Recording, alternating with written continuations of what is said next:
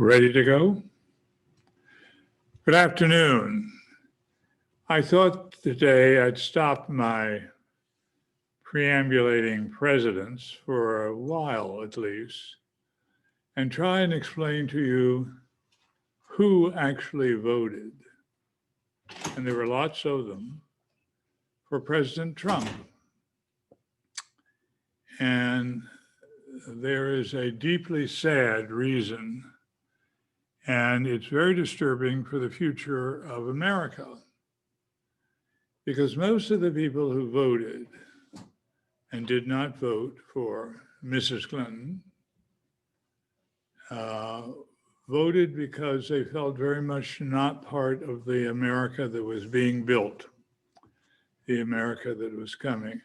Now, let me see if I can explain it to you in very simple terms. There is a place here in the Bay Area, down near Union City. It's the biggest building I've ever seen other than the Pentagon. And in that building, they make automobiles. And they do so in a very unique way. It's called New United Motors, NUMMI. And I was invited to teach a course there on America, government, and society. And I thought, my, what am I going to tell these people? But I wanted to teach outside of my field, because at Berkeley, you're very strictly limited to the field of history you do. I did American 20th century, and I was to stay in America in the 20th century. So this gave me a chance to teach a business, something about economics and society in general. So I drove down. This was after classes, and I arrived at this humongous building. And I looked out at the building and I said, what in the world is going on there? So I got out of the car. When I got out of the car and turned off the motor and therefore my radio, I heard this blasting sound of the song, The Yellow Rose of Texas. And I thought, boy, am I in trouble now. But I was committed.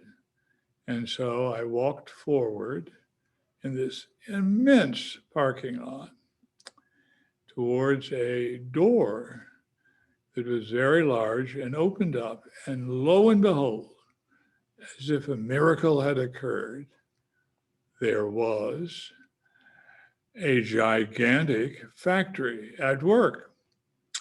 But the factory was made up of robots, tens of thousands of robots lined up on either side of me and on either side of them and down the line. So what we had was a joint venture of General Motors and Toyota. And they had decided they could learn something from each other. What they would learn is how to make automobiles in each other's country. The Japanese thought we were very strange, and we had all these strikes, and they wanted to learn how to work in America, building Toyota cars in America. And we wanted to learn how to make cars that the Japanese would buy in Japan, like Chevrolets, Dinah Shore, and see the world. So here I was going to teach, not the robots.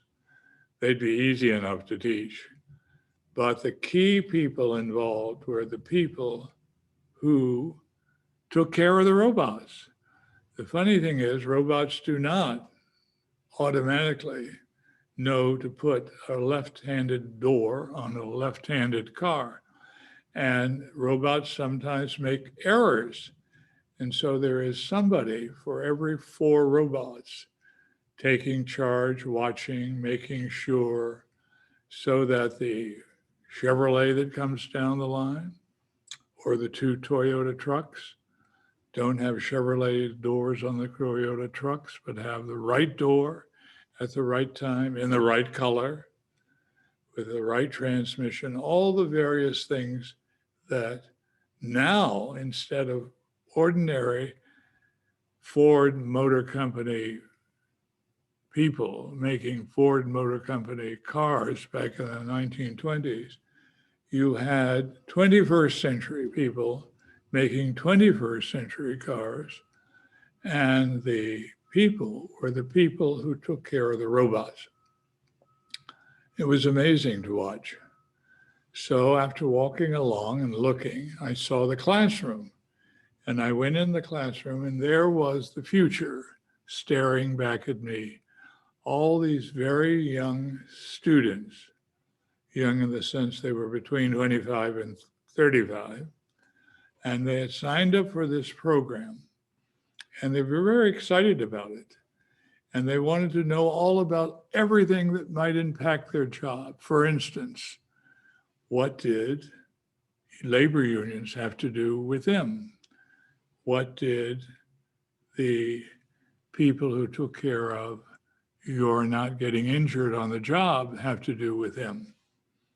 And so we went through all the processes in which government, by right of governing those who are governed, step into the middle of much of the life of the ordinary American.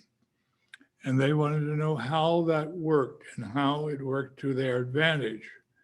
And at the same time, they wanted all the other associated pieces of information that would then hold them to the job, because the job was very well paying. And these were people with high school degrees. These were people who were not going to go to college. Now, it's a big secret in America. Most Americans do not need to go, and most Americans do not want to go to college. And this false picture we have of the Americans who all want to rush off to Berkeley is wrong. And they don't want to rush off anywhere. They are not college material. They're very smart. They're very intuitive. And they're able to hold down a very good job. And in some cases, and I know this is really going to throw some of the lawyers here at Piedmont Gardens, there are some people who are nothing more than very happy people working in, like, say, something very ordinary, cabinet making. And they make wonderful cabinets, and they finally open a business making cabinets, and they end up with a large business, and they end up making more money than lawyers. Hard as that is for people like June and others I can think of who are out there in the audience. So I was meeting for the first time the winners, not the losers. The losers and the very sad future of America are the people who feel that they are left behind. They felt very much that Hillary Clinton and the group around her were not their people. And so they ended up voting for a man named Trump. Now, you can vote for whoever you want to. It's one thing that's left in this country. But there is a reason for it, and that sometimes is a very sad reason. Many of these people who are now 50 are lost for good. They're too late to learn a new skill. They're too late to say, you're no longer an auto worker, you're a worker on robots. And that's going to dawn on someone like President Biden, because he has a workforce in many states like Michigan that is trained for the old, and trying to catch up to the new is never easy. And in some cases, it's sad to say, some people will not catch up. There'll always be room for a grocery clerk. So if that's the height of your ambition, you have a job for life. But if you wanted more than that, you wanted something substantive, something on which you could build a future, then you need to get to be part of the key word is knowledge-based society, a society that has moved away from the manual to knowledge. And you either join up or you fall behind. It's very simple. Now, our European allies learned this a long, long time ago in Germany, in France, in Italy, in Britain.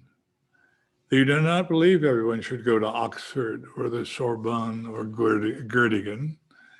They believe instead that there's two tracks to the future. One is one involved with education. There's nothing wrong with having a degree in French literature, but you can't make a living if everyone's studying and teaching French literature. And so it is, what about the people who don't want to study Proust and know what Proust was doing? One, if they don't even care about what the Three Musketeers were doing, what if they like to play around with things? Now, I've given you NUMI, New United Motors, down on the San Francisco end of the bay. And I want to give you a visit I made to another place about the same time. A 600-year-old Italian woman, absolutely drop-dead gorgeous, came to San Francisco. I was first in line to see her. She is a Leonardo da Vinci. She's not the one everyone goes crazy for. She is the girl with the ermine. And she was lost for centuries.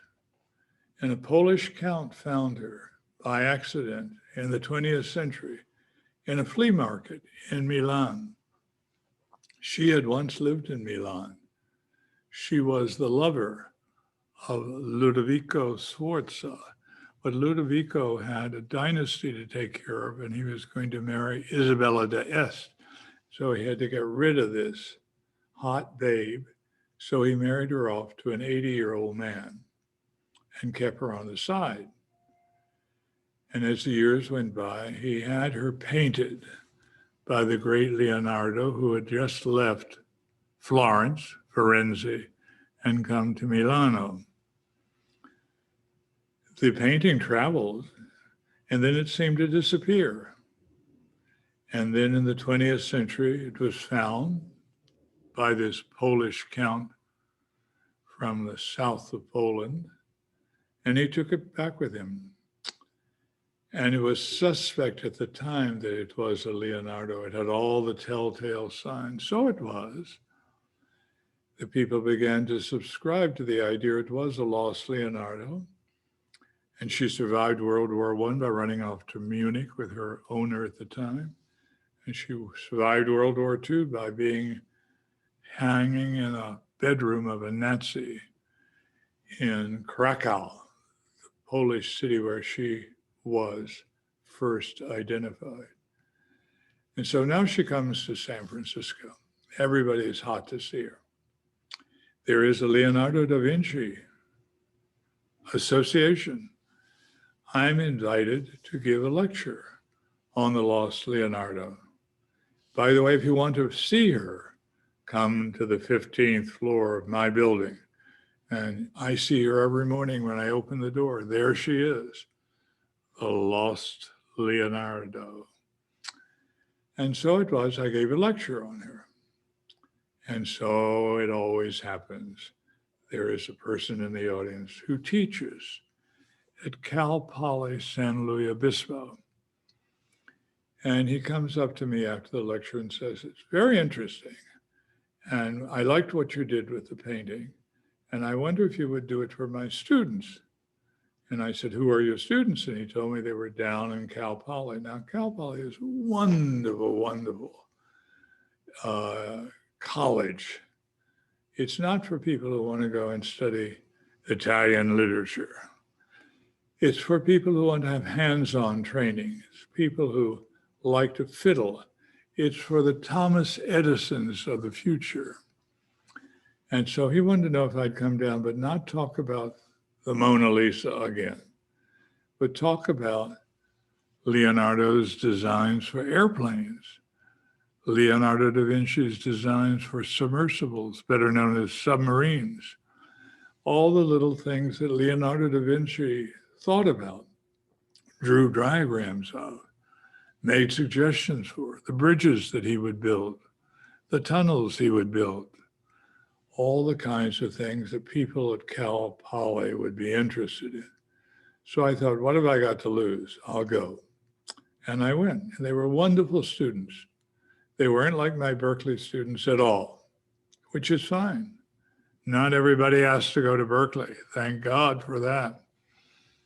But what they were like were interesting young people who liked to put their hands on things, who wanted to design a plane very much like Leonardo da Vinci's plane and see if it would fly, see if in fact they went to Kitty Hawk again, where the Wright brothers went, and they tried it and it actually got in the air.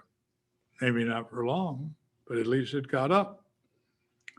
So it was exciting for them to talk about it and to hear about it and to know that 600 years ago, this guy living outside of Florence, Firenze, in a town called Vinci, who had gone to Florence and then had gone to Milan and then had left Italy for life. Why? Because someone had given him a chateau. Who was that someone? Francis I, King of France. And so he had moved to the Loire Valley and spent the rest of his life there.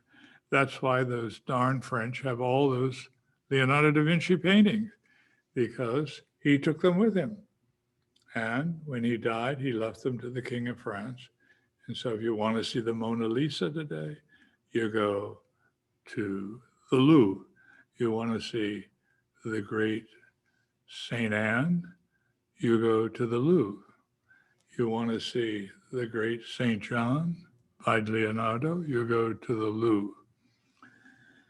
And so it is that now these students, not interested in Mona Lisa, not interested, it was a great song in its day by Nat King Cole.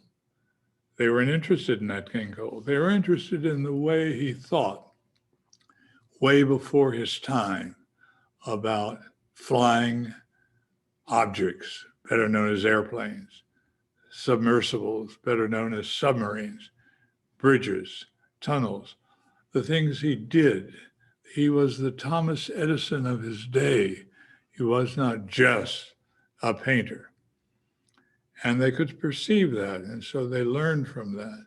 And I learned from them that people could be interested in college, in a college that had hands-on training. Cal Poly does not have a major in French medieval literature. What she has is a wonderful, wonderful curriculum that allows hands-on training. And evidently, turns out, first-rate engineers, scientists of all kinds. And so it was, I got another look at life as it could be. Cal Poly and Leonardo da Vinci and Numi. Numi is still around, by the way, and will be around a long time because there's another automaker.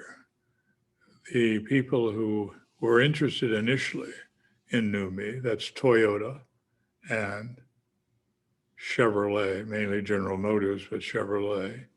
And it had been a Chevrolet factory before, and then it had been totally revamped and made into this incredibly, very wonderful, modern, new motor company run by two of the giants, one from Tokyo, Toyota, one from General Motors, Chevrolet. And they had this, it's hard to explain. It was a relationship. They knew what they wanted. For instance, The Japanese are really critical about the way we make automobiles.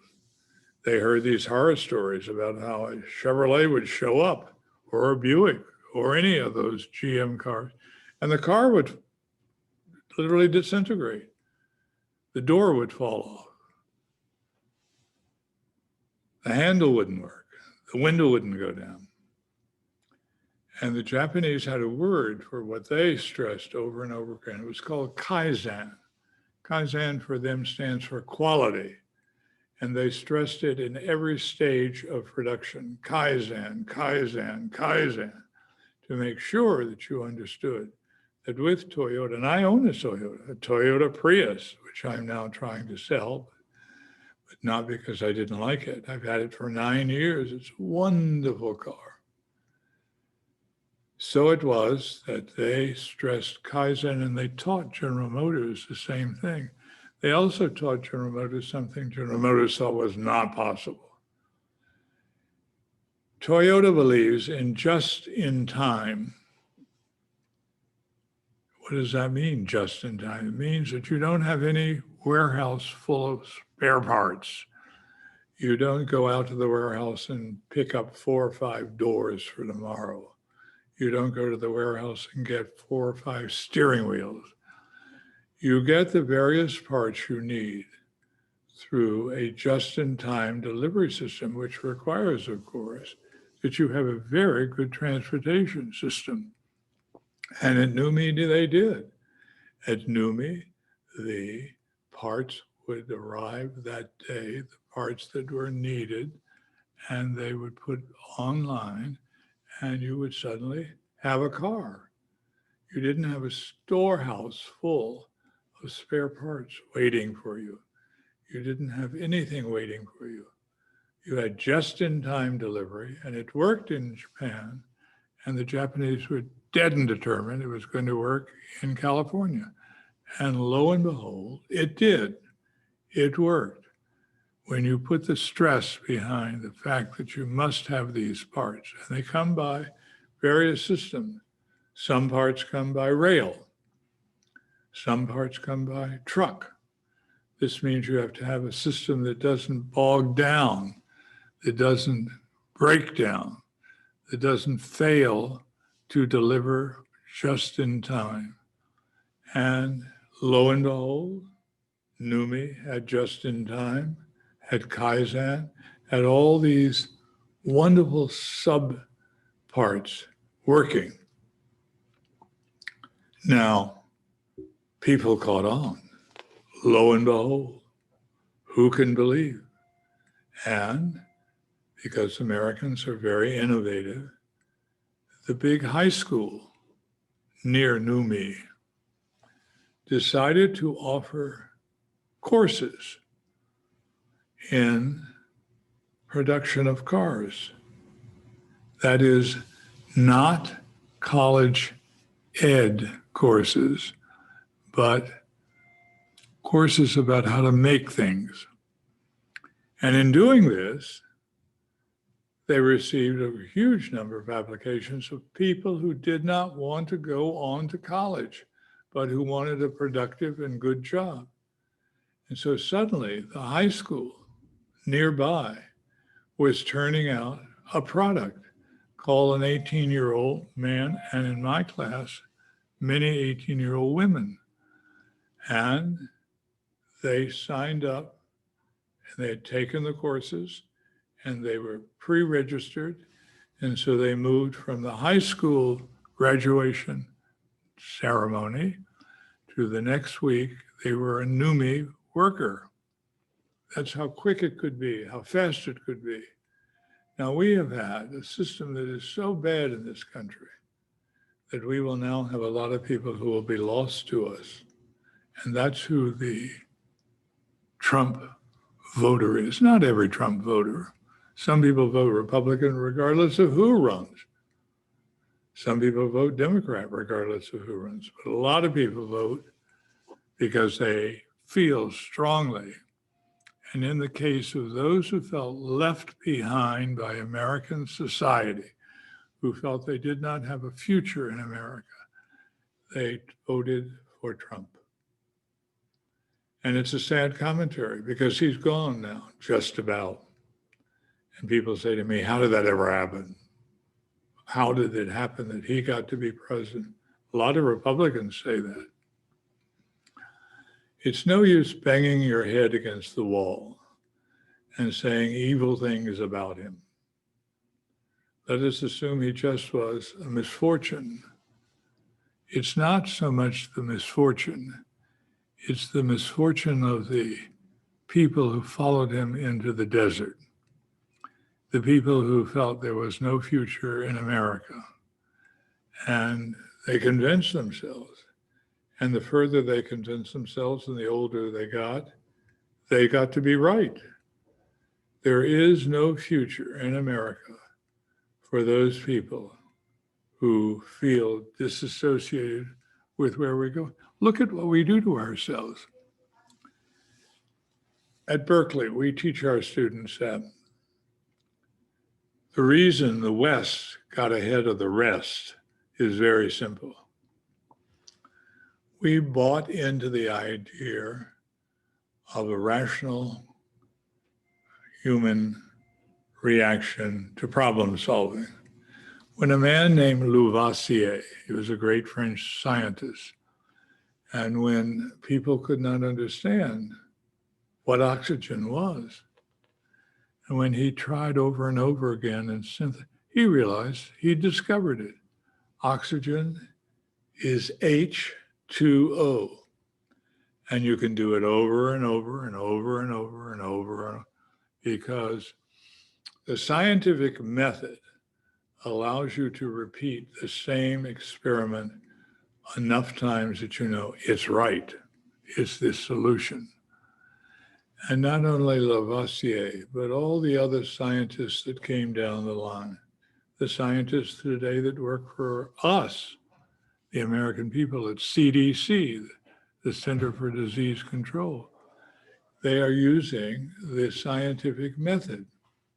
It is the backbone of what is our society as a modern, Western, and this is European as well as Asian society.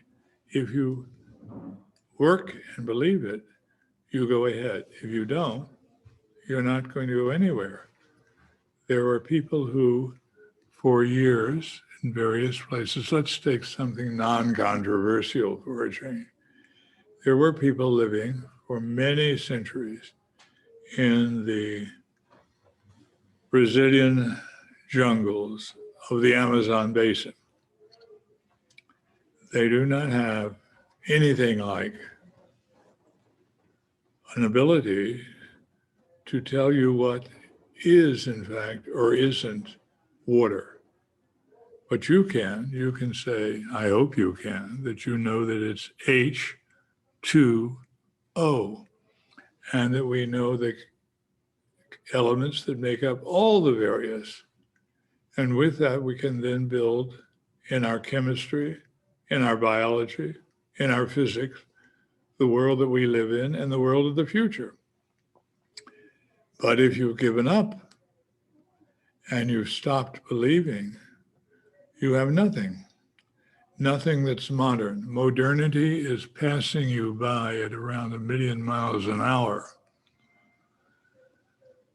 And it's a sad thing. Now you've had a woman, the head of the Department of Education, Betsy DeVoe. She doesn't know anything about education at all. She wouldn't know how to fix the system, which desperately needs fixing. Why is it that French people know from the beginning that they're not going to go to university, but they're going to go to a technical school? Why is that German students seem to know? They know because they're told you tested in this area high and you tested in that area low. We strongly recommend not that you go to any school, but to a school that will work for you. And so the Dutch, the Danish, the Scottish, even the Irish, go to these special training sections. They don't, not everybody in England, not even the king, goes to Oxford or Cambridge. So it is that we have this problem. We don't have a sense of what we're going to do with ourselves. We do if you're a winner. I happen to have a PhD. I got a job teaching at Berkeley. Other people have PhDs and get jobs teaching at Stanford. Other people have PhDs, but they like hands-on training and they teach at Cal Poly San Luis Obispo, which, by the way, is a gorgeous campus, wonderful setting, right there on the Pacific Ocean. Couldn't do it better. Or you can go to UC San Diego, and you can go to the UC San Diego that I know. There is on the UC San Diego, by the way, is a former Marine Corps base. So needless to say, there's lots and lots of room. And on one part of the base, that it was the Marine Corps base, they built the Salk Institute, which is a wonderful, wonderful place. The Salk vaccine was a savior, and it has moved on. The people at Salk now work on all the other diseases. They didn't come up with a COVID answer, but Pfizer did. Pfizer, by the way, is a big New York pharmaceutical out on Long Island. So what to do for us? Well, it's very difficult to say and very sad to say. We're getting wonderful people in the new cabinet. Who would have believed that Biden could find a competent Native American Indian, a woman no less, to be Secretary of the Interior? How wonderful is that? Not just because she's a woman, not just because she's an Indian, it's because she's a competent civil servant who happens to be a woman and happens to be an American Indian. And these kinds of things will bring great benefits. But in the meantime, are all those people who have given their life over to the idea of Trump forever. You know, there's, I think it's $60 million now in a fund that was given by these people who are lost to us, and it's been given to Mr. Trump. Whether it's legal for him to spend it himself, there's a large question involved in the future of Mr. Trump. The New York Times, the newspaper prints all that's fit to print, they tell us, ran a very, very special article telling us that Trump should be prosecuted for all the many things that he did that were evil. Now, I don't care how you believe about that. I think that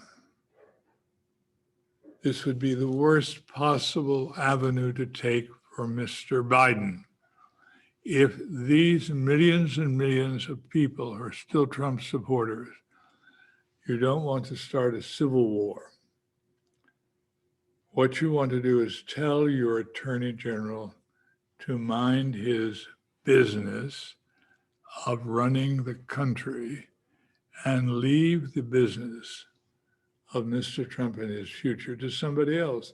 There is somebody else who's very interested in Mr. Trump, and it's not Mr. Biden, and it's not Pamela Harris, and it's nobody else but Vance, a judge by the name of Vance, related to Cyrus Vance of olden days. And what you have with Vance is a man who is not in the federal system. So no matter what Mr. Biden does. The fact that Mr. Trump did not pay income tax for years, for decades, goes down very badly in the Southern District of Manhattan, where Judge Vance is waiting for the president to leave the White House and then to come forward and have to answer the questions about his taxes. And Mr. Biden should do nothing.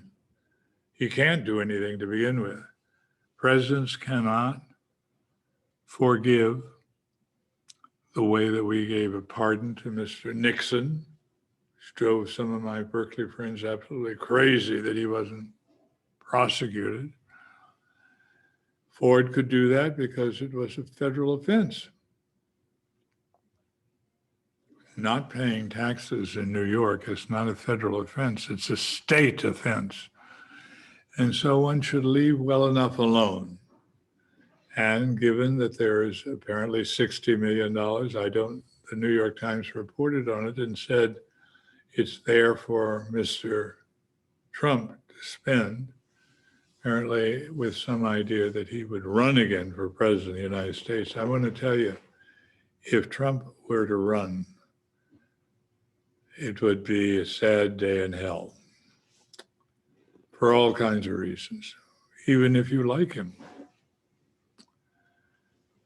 But it would be a better day for Mr. Biden, who will have years to try and solve the problem.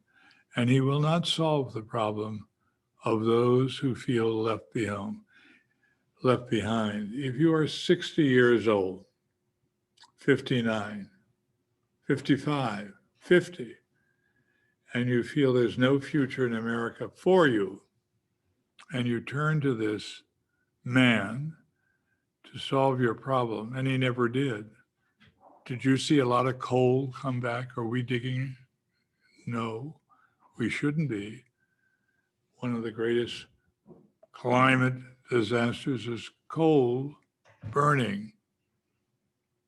And we should join the Paris group as quickly as possible and make up for 4 years of a disastrous climate policy. And so these jobs never came back.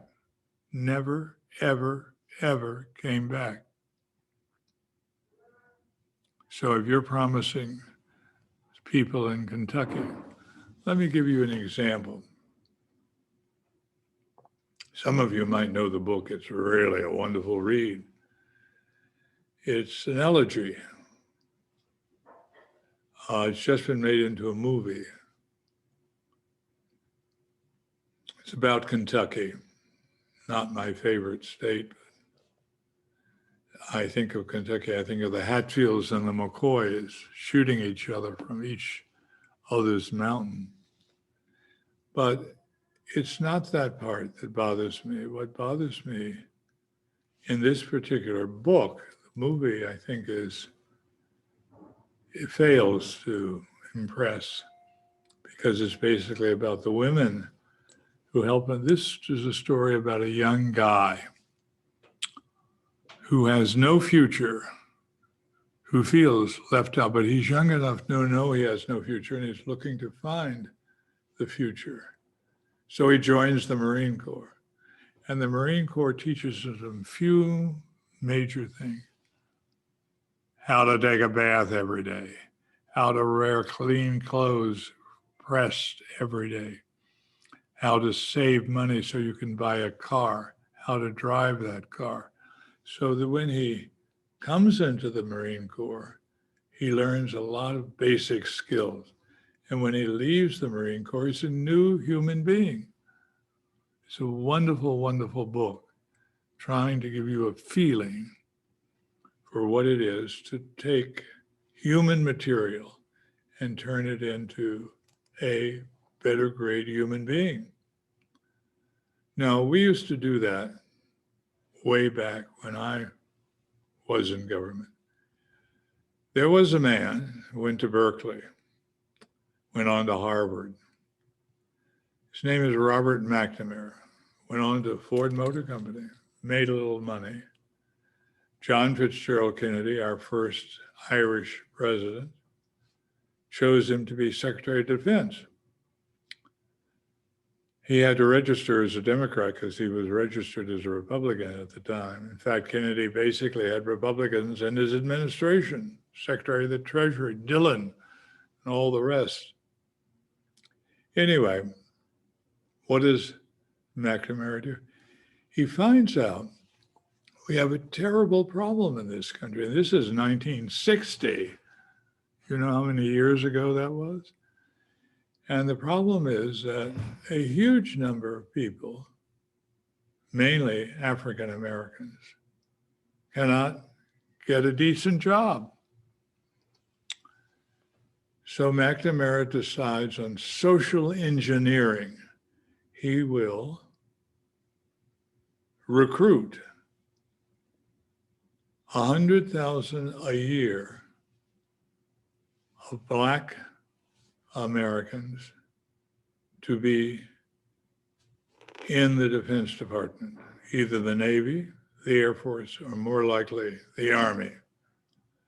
And each 100,000 will then learn a skill when they come in. They'll learn how to be a Jeep repairman. If you can repair a Jeep, you can repair a Chevrolet. They will learn to be cooks. And any number, thousands upon thousands, tens upon thousands of American Blacks learned to be cooks in the military. So they had a skill when they came out. They learned to be medical technicians so they could get a job in a hospital. They learned all kinds of skills, and this was a deliberate case of social engineering on the part of the Department of Defense. You were using the military to change the nature of American society by giving these poor bastards a leg up where they could find something they could do that was worthwhile and it would pay a living wage. And every year, 1961, 1962, 1963, even after Kennedy was murdered in Dallas in 1964 with Johnson, 1965, 1966, 1960, 100,000 a year went into the military. They made none of the requirements. They couldn't get a GED. They couldn't pass the basic tests. That's all right. You're going to go in, you're going to learn a skill. And if you stay for a career. If you don't stay, you come out with a job that you can do that will pay a living wage and that you will then capitalize on.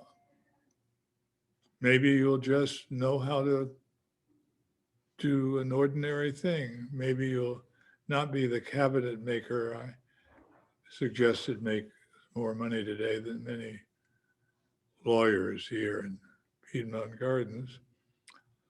But there are all kinds of jobs, aviation mechanic.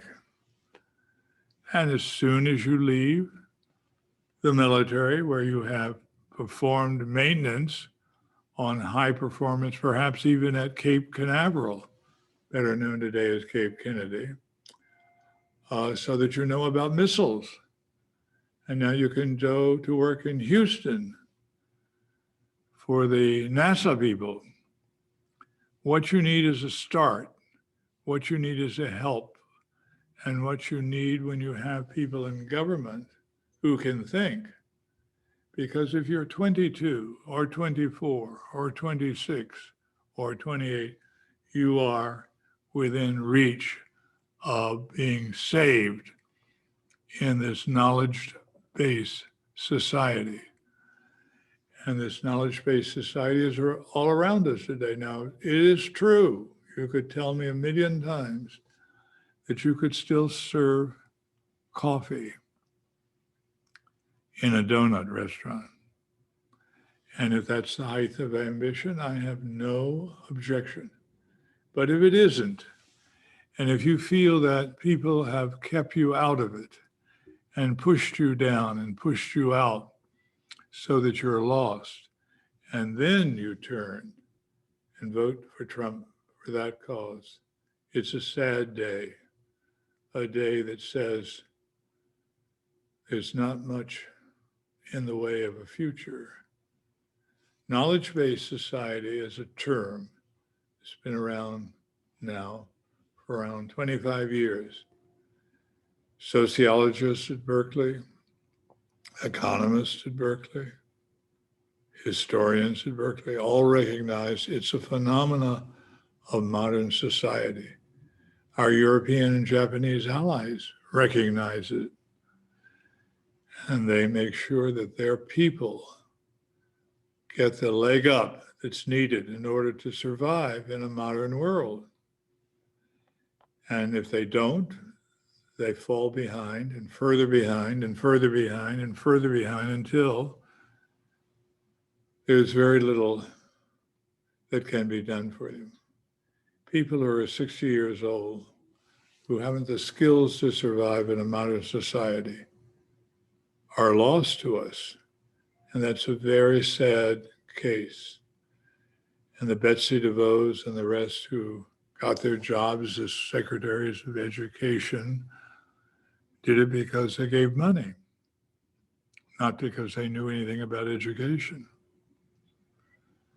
So what are we going to do about that? Well, we have to start over again, I guess. We have to have another McNamara. We have to have 100,000 a year brought into the systems one way or the other, taught something so that from that base they can learn something new, so that it's an uphill climb, but they can climb it just with the basic necessities that an education, but a special kind of education. Again, we do not want a society of French poets. Those people will take care of themselves. What we want is a society of many poets, of different kinds of poetry, who can, in fact, embrace the future, be part of that future, can think about taking a course at Cal Poly San Luis Obispo. You might never get a degree, but much get the step up. And you might actually learn something. Take a trip someday to Kitty Hawk. Kitty Hawk is on the North Carolina Sound. It's not even on the heartland. It's way out in an area I used to swim in called Nag's Head. And there, somebody made an attempt, and lo and behold, the plane flew. And since then, we have aviation. And aviation is, if it ever gets on its feet again, is a wonderful career for somebody. And large numbers of people, you see them all the time. I just was talking with a friend of mine. She was a Pan Am flight attendant. And those women have stayed in touch, even though there hasn't been a Pan Am in 30 years. They stay in touch with each other because they have a fond memory of the days when they worked Pan Am, when there was a Pan Am building in New York City. And all of this is a possible scenario that could bring people together, but a large number of them feel that there is no hope for them, and they become angry. You see, unbelievable. I turned on TV and I was standing there startled. There was a woman explaining to me why it was stupid to wear a mask, why these people didn't know what they were talking about. She was talking about the Center for Disease Control. She was talking in a way that denied the scientific method. She was angry. She didn't want her son to wear a mask. but she certainly didn't want him to die. So she maintained that it wasn't true. Really? Well, according to Dr. Fauci and a few other people, it is true. And he has credentials, and credentials do matter in a world that has gone crazy. And we don't want that world to be our world. We want our world to be a safe world and a world in which we can build a future. I'm towards the end of mine, but I would like to think that my nephews, people in my family, would have a chance to build against a new me. You don't have to have a new me. It doesn't have to be New United Motors. It doesn't have to be Toyota and Chevrolet. It needs to be something with hope attached to it, so that you don't go off the deep end and think that it's hopeless and then give way to the very depressing view, because it is going to be depressing for Biden to wake up one day and realize that it's not just turning over a new leaf. It's not just that he has some amazing people. The guy who was gay is now going to be in the cabinet. Big deal. He's competent. That's what's big deal about him. And the woman who was an American Indian is going to be in the cabinet, and she's competent too. And so the list goes on. But what about those who feel left out of the American equation? This bifurcated society that we have, which is in fact a very sad future for these people, because no one can wave a wand. There's no Wizard of Oz. That's a Judy Garland movie. We're talking about the real world. Maybe there is a McNamara somewhere in the future who can find 100,000 jobs for those who are lost and make them not lost, make them found, and maybe 100,000 next year and 100,000. That would be the start of a solution for what's needed. And I bring all that up now because I just realized I got another Christmas present, that it's almost Christmas. And someone needs to give America a Christmas present of hope that will in fact welcome in the new year with jobs that are feasible. And it would be a sad thing to give up, because it's possible that it won't work. But Americans usually have a very high end of hope. They're willing to cross every river, cross every stream to make it a future. I know many of you are like that. I see you with your children here when they are able to visit. And it's a long and difficult path. I do think that Biden, with all of his quirks, he certainly is bringing us great diversity. He himself is a Roman Catholic. His vice president is married to a Jew. So we certainly have diversity. He's giving many. I tell you honestly, my favorite to be vice president was not the one we have. It was a woman in Georgia, Abrams.